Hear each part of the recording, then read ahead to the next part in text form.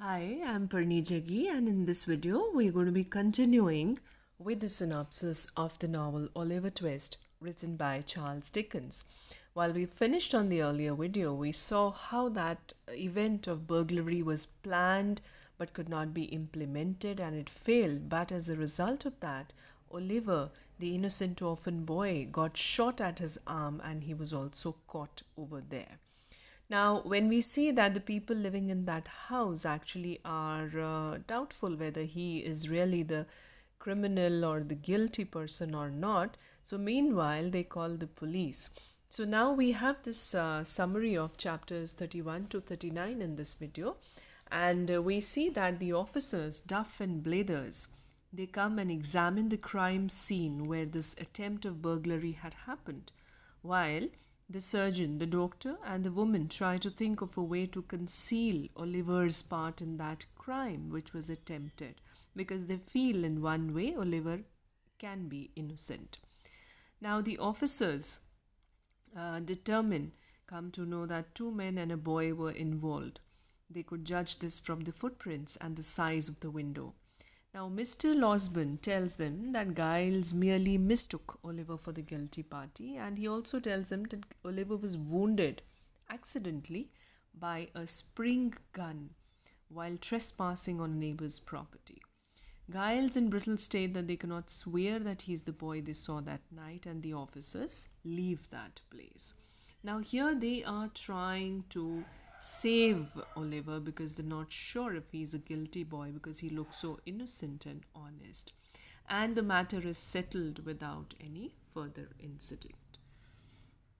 Now, over a period of weeks, Oliver stays there, he slowly begins to recover, and he tries to beg for some way to repay the kindness of the benefactors who are looking after him. And they tell him that he can do so after he recovers completely from his ill health. He laments not being able to tell Brownlow and Mrs. Bedwin what has happened to him. He's really missing them. And Mr. Losberne takes Oliver to London to see them. Now, this is so nice of their part that they, as the residents of that house, look after Oliver because he got hurt and even believe in him, have faith, and take him to Brownlow and Mrs. Bedwin to London. Now, to Oliver's bitter disappointment, he and Losberne discover that Brownlow, Mrs. Bedwin, and Mr. Grimwick have already moved to the West Indies and they are no more in London. Then Mrs. Maylie and Miss Rose take him to the countryside, the village rural setting. Now, in this blissful environment, his health improves vastly, as do his reading and writing skills. He and these two ladies, gentle ladies, become greatly attached to each other during the months that they spend in this countryside. Now, without any warning or without any expectation of this sort, Rose falls ill with a serious fever, and Mrs. Maylie sends Oliver to mail a letter requesting Losberne's assistance. On his return, Oliver stumbles against a tall man who is wrapped in a cloak. Now, this man actually curses Oliver and asks what he's doing here and then falls violently to the ground, writhing and foaming. Oliver is like aghast. He's surprised as to what is happening to this man and he secures help for the man before he returns home, and then he forgets this incident entirely. Now, when he's back after that, Rose's condition declines. It worsens rapidly. She's not well. She's not getting fine after her fever. And Losberne arrives and examines her. He states that there is little hope for her recovery. But we see that Rose is seen on the brink of death, but then suddenly begins to improve. Now, in the next chapter, we see that Mrs. Maylie's son arrives to see Rose, Giles and Harry Maylie. Harry Maylie is Mrs. Maylie's son. They arrive here to see Rose. Harry is angry that he was not informed about her sickness earlier. Mrs. Maylie replies that Rose needs long-lasting love rather than the whims of a youthful suitor like him.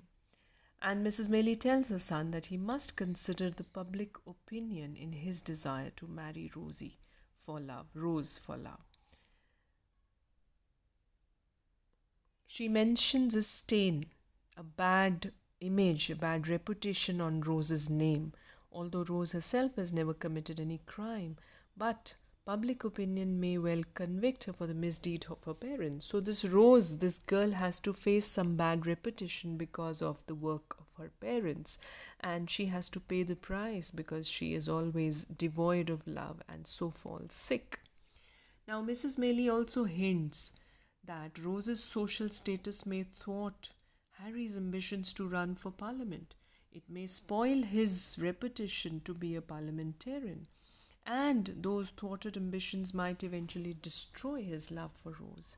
So, in the short run, Mrs. Maylie tries to explain it to him that he must choose between his prospects for material gain and his love for Rose. He could not have both. He could either marry Rose or he could be ambitious to be a parliamentarian. So she says in the long run, there's no choice at all. And then Harry declares that his love for Rose is solid, it is lasting, it is not going to go.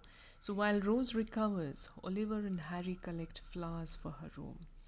Now one day what happens is Oliver falls asleep while reading by the window. He has a nightmare that Fagin and another man are pointing at him and whispering.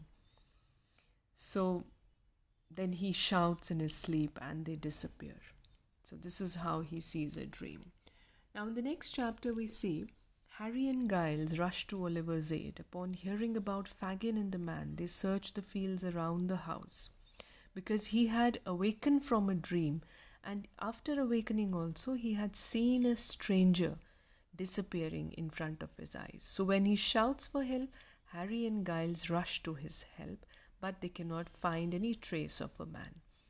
They circulate a description of Fagin but find no clues to his whereabouts. So Harry declares his love for Rose. Although she returns his love, she says she cannot marry him because of the circumstances of her birth, because her parents carried bad reputation. And his station, his status, his family name is much higher than hers, and she does not want to spoil his ambitions. But Harry says that he plans to propose marriage one more time, but then again, if she refuses, then he will not talk about it again. Now, before Harry and Losberne depart, Harry says that Oliver secretly writes him a letter every 2 weeks, telling him everything Oliver and the ladies do and say. From a window, Rose tearfully watches the coach in which Harry and Losberne go away.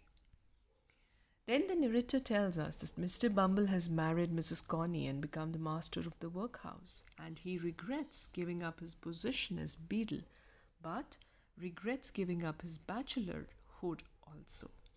Now, after a morning of bickering with his wife, he stops in a pub for a drink. A man in a dark cape is sitting there, and he recognizes Mr. Bumble as the former beadle. So he offers Mr. Bumble money for information about old Sally. Now, old Sally is the woman who attended Oliver's mother while he was born. So Mr. Bumble informs him that old Sally is dead, but mentions that he knows a woman who spoke to this old woman on her deathbed.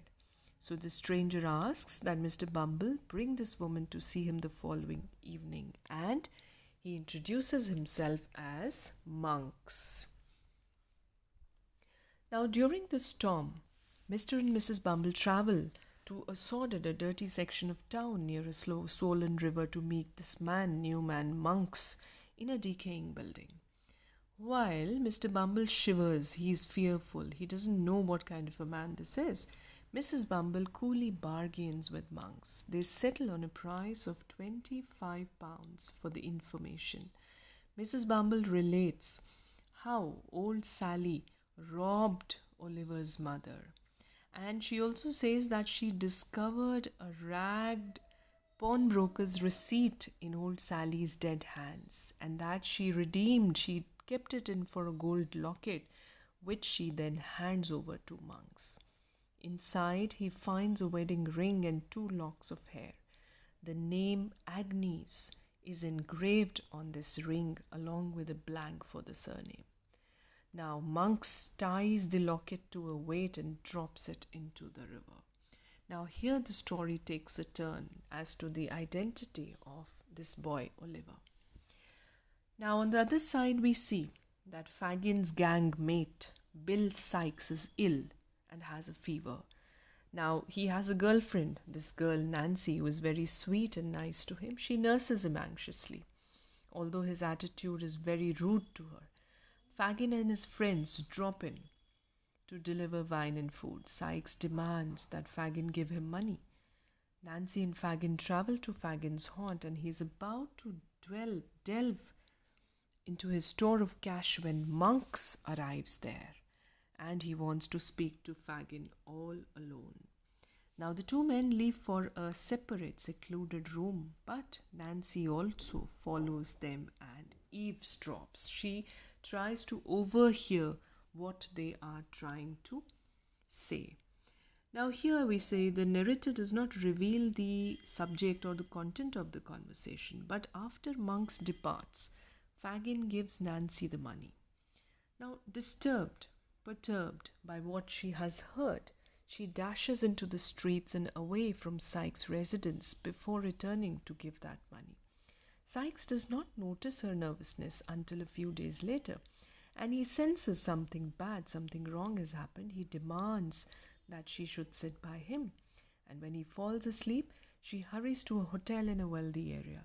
She begs the servants to allow her to speak to Mrs. Maylie, who is staying there. Disapprovingly, although, then they take her upstairs to meet Mrs. Maylie. So for the last and concluding part of the novel, we'll continue in the next video. Thank you for now.